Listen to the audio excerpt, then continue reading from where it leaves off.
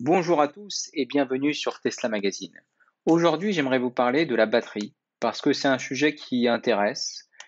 Les gens se questionnent sur la batterie d'un véhicule électrique, c'est normal, ça fait partie des points à vérifier lorsque vous achetez un véhicule électrique, à savoir quelle est la capacité de vos batteries, quelle est l'autonomie de vos batteries et la question la plus importante, c'est est-ce que la capacité et l'autonomie de la batterie annoncée par le concessionnaire me convient ou convient à mon usage. Donc toutes ces questions-là sur la batterie font naître des peurs souvent stériles, hein, liées à l'usage de la batterie, la revente, parce qu'on a l'habitude de revendre son véhicule, même si c'est pas le cas pour tout le monde, hein. Il y a plein de personnes qui, une fois l'acquisition de leur véhicule faite, ne sont pas du tout dans la démarche de le revendre. Ça peut paraître comme un parcours un peu complexe, même s'il y a plein de professionnels qui sont dédiés à la revente de véhicules. Il y a plein de personnes, voilà, qui achètent un véhicule, simplement pour en profiter. Donc, faut pas faire de généralité. Donc l'enjeu, sur ces, batteries, c'est effectivement après 100 000 kilomètres, qu'est-ce que ça devient? Voilà. On a une batterie neuve, après 100 000 kilomètres, qu'est-ce que ça devient? C'est un indicateur aussi lorsque vous voulez faire de l'occasion. Vous achetez un véhicule d'occasion à 60 000 kilomètres, c'est beaucoup, ça peut paraître beaucoup. Alors qu'est-ce que ça va être dans 40 000 kilomètres supplémentaires? Voilà. Eh bien, pour cela, le constructeur Tesla a répondu, précisément à cette question, hein, dans un rapport qui est plutôt, très dense, qui comporte plus de 57 pages. On vous donnera le lien vers ce rapport en description et il s'agit du deuxième rapport, porté, sur l'impact environnemental de la société. Ce sont des rapports qui sont, faits, je pense par le marketing, mais qui présentent de façon analytique les questions d'environnement pour Tesla, qui sont bien sûr au cœur de la stratégie, au cœur des ambitions de la marque et au cœur de la mission de la marque, puisque les sociétés américaines ont l'habitude de dire qu'elles ont une mission, et bien la mission de Tesla, c'est de baisser le taux de CO2 dans l'atmosphère au global et de prendre sur soi la transformation de l'industrie automobile, tout simplement, en commercialisant des véhicules propres.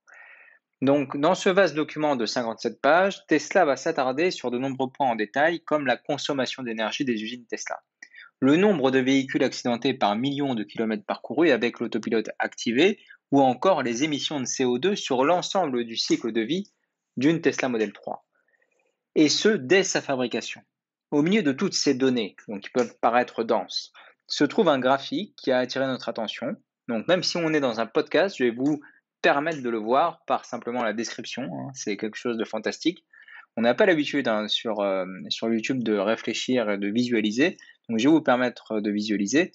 Qu'est-ce qu'il montre ce graphique? Il montre la capacité résiduelle des batteries des Tesla Model S et Model X en fonction du kilométrage. Alors, on imagine bien sûr en ordonnée le pourcentage de cette batterie qui représente la capacité ou l'usage, et en abscisse les kilomètres parcourus. Donc, ou les miles, voilà. Bien sûr, c'est un document américain, donc il faut voir des miles. Donc on imagine bien sûr une courbe qui serait descendante en tangente. Ça, ce serait pour les détracteurs du véhicule électrique, mais bien sûr que non. La courbe est relativement flat. Elle baisse uniquement de 5% après 100 000 km.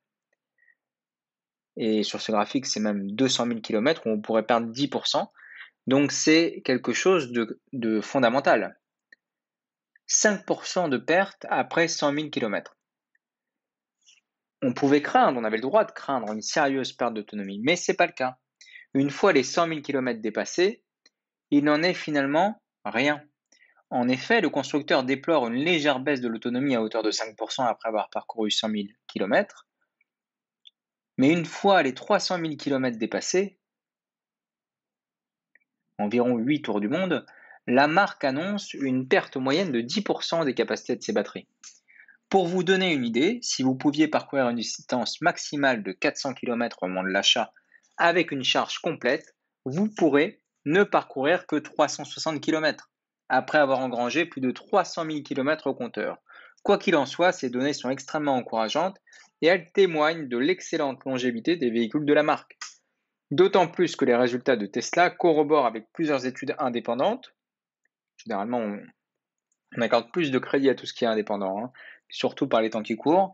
Comme le précisent nos confrères du site Automoto, 350 propriétaires de Tesla ont décidé en 2018 de créer un graphique dans lequel ils ont renseigné les autonomies respectives de leurs véhicules, toujours en fonction du kilométrage.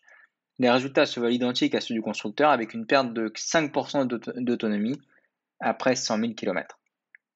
Voilà, c'est incroyable. Donc si vous aviez des doutes sur l'autonomie des batteries, sur la capacité de ces batteries-là, ou encore la vieillesse, on va dire, de ces batteries, est-ce que ça vieillit bien?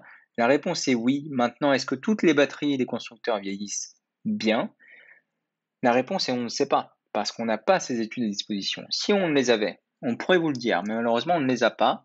Donc, je vais préciser ici que l'étude est portée sur les véhicules Tesla, qui a diffusé ces informations dans un rapport, qui ont été confirmés par des sources indépendantes, des utilisateurs, des membres. Donc, on peut se permettre de dire ça. Voilà. Écoutez, c'est tout ce que j'ai à dire pour aujourd'hui sur l'autonomie des batteries, sur l'usage de ces batteries et sur la confiance que vous devez porter à ces batteries-là parce qu'en gros, elles sont aussi performantes que peut l'être un moteur thermique après 100 000 km, si ce n'est plus. Donc, en tous les cas, on ne va pas tomber dans le même bashing à l'inverse.